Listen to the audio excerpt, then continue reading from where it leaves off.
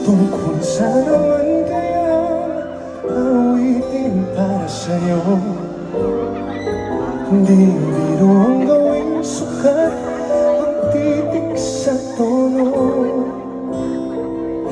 Sampu ba naging diksyonaryo kung ang tugma'y hindi wasto? Basta't isipin nagbabago ang damdamin ko sa'yo.